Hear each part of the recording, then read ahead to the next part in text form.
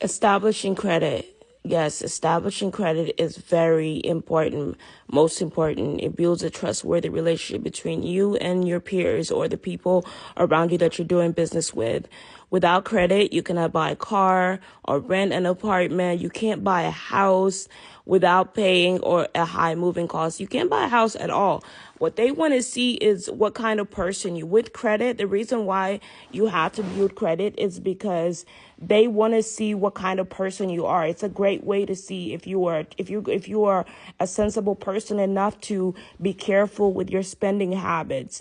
Do you pay your bills on time? Are you a reliable person? That's how you build better relationships with people, by paying your bills. Even when you're about to get married, you don't want to marry a person that is not a responsible man or woman. You don't want to just marry anybody. You want to marry somebody that is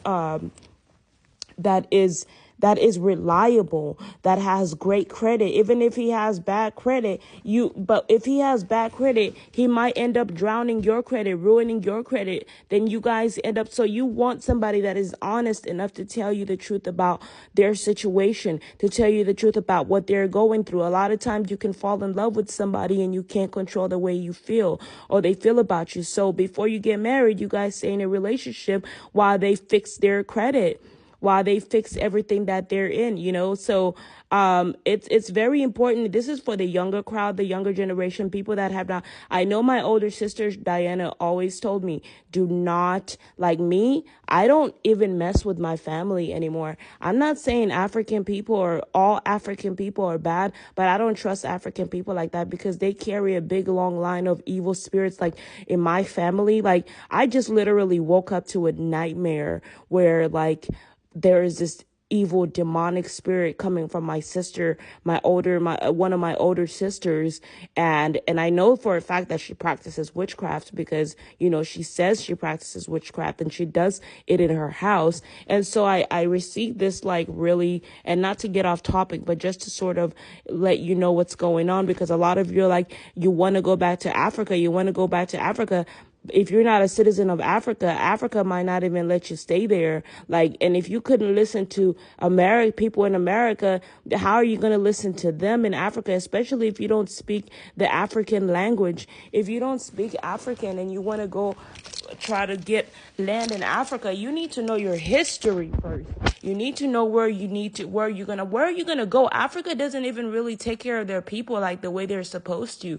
They don't have money. They don't want to do business with white people anymore. They did business with white people in the past, and I don't know why they don't want to keep doing business with white people when white people have done better with the blacks here than they've done with the blacks in Africa. I mean, Africa actually has some pretty smart African people. But the thing about African people is that they only stick to their own tribes. They don't try to help everybody else in Africa. It's even if they have money, it's very important to give to charity. That's what America practices. America gives charity. America feeds the poor. They really do that. The president feeds the poor, and a lot of the billionaires that come here, we don't knock them because they're the ones that help to bring finances in this money in this country. But at the same time, the billionaires can do a lot more than what they're doing right now. It could make even the president think that they're trying to take over this country. And it's like your money can't make you take over this country if you do not know how to run the system, if you don't know how to operate the system the way the president knows how to operate the system. Biden is not doing a bad job so far. Ever since Biden, for me, a lot of things seem peaceful. I don't feel like I'm complaining about anything. I see that he's congratulating a lot of the blacks that are here versus Trump. And Trump just wants revenge. Nobody wants to be around a person what are you seeking revenge for? Who are you seeking to revenge to? You know what I mean? It's nobody's fault. Whatever you went through is nobody's fault, right? And so what they put a lot of black people through, they're blaming black people for that. And I'm saying these are the white supremacists are blaming what they're taking it out on black people because they feel like black people are being favored by the universe versus them. But they have big homes. They have have all this money. They can run somewhere. They can hide. But what about the black people that have nowhere to run, nowhere to hide? They're being raped in their own homes by their own people that are undereducated because of lack of education, lack of wisdom, lack of understanding, lack of enough food, enough nutrients. They don't even have, even like Black Lives Matter. Like I need to do a lot more research, to be honest. I'm not saying that they're bad. I just don't know, like, because I know a lot of those people, they just believe in ancestry because they don't know what else to believe in. And they believe in ancestry because they feel like that's all they have. They're telling them they need to, the ancestors are trying to tell them this is what you need to do. But then a lot of them have taken that wisdom of building an organization and turned it into some hate speech towards the white community. I'm not someone that comes to fight against the white community because white people raised me. Literally, my stepdad was white. God is white. The God that I serve, Jehovah Jireh, is very white. The Steve Jobs, Paul Walker, these people died, but these are the people that literally speak in my head. These are the people that are communicating to me, telling me how to eat, telling me what to do. There is not a bunch of black people in my head that I'm listening to. No. And that's no offense to the black community, because why would I listen to undereducated people?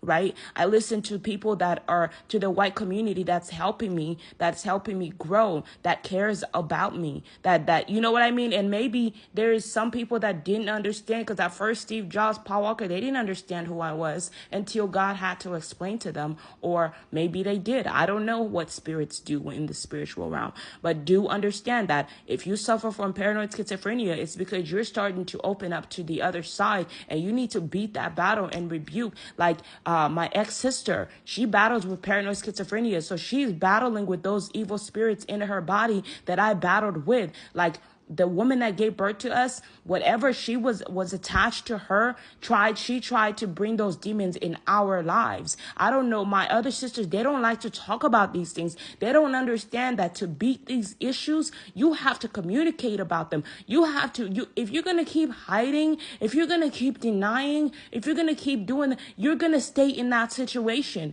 and you're going to just have that one place, and you're just going to stay there, and survival is going to be the only. So for me, I'm like, I can't be that person. I didn't come to this country to fight against the black community. I didn't come to this country to fight against the white community. I came to help as much as I can. I came to live here. That's so that I can't live in Africa. I don't want to unless I see white people in Africa, because they think they brainwashed me. White people didn't brainwash me. They taught me. They educated me. You understand? There's a difference between brainwash and education. People that are brainwashed are people that don't know how to educate the African American community. They don't understand the pain that the white community went through, and the many people and children that died that were white people's children to fight for this country. Before there were even black soldiers in the military force, there were white people fighting for this country. So when they saw what they had to face, that's why they did what they had to do. They were telling the black people, hey, this is, and I'm not saying it's right, and I don't want you guys to feel offended. I want you to take heed and listen, because half of these things they're not going to teach you in school. They don't teach you in school, because sometimes, it could be a little offensive, and it could be, but this is stuff that you need to know and understand so you guys can grow and be better. Don't come to be an enemy of the state. Come to be a partner of the state, because now they've got you in this country, and now this is a part of your country too. They don't have the right to abuse you by bringing you into this country and abuse you, and they did it in the past. So therefore, they need to find a foundation that they could fund to help rebuild the community that they broke in the past. And I have a strong feeling a lot of them want to do that. They just don't know who to give that money to. They don't want to give that money to the wrong community that's going to be Black Panthers. Just to see, because you see a Black Panther on my page doesn't mean I'm a Black Panther. A Black Panther is an actually beautiful animal, and it represents a lot of Black people because of Black. But I don't represent Black Panthers because I don't know. I have to study about those things. There's a lot of people people in the black community that are actually black supremacists that don't like white people. And so that's not what I'm about. So I just want to educate you guys on that and just kind of let you know.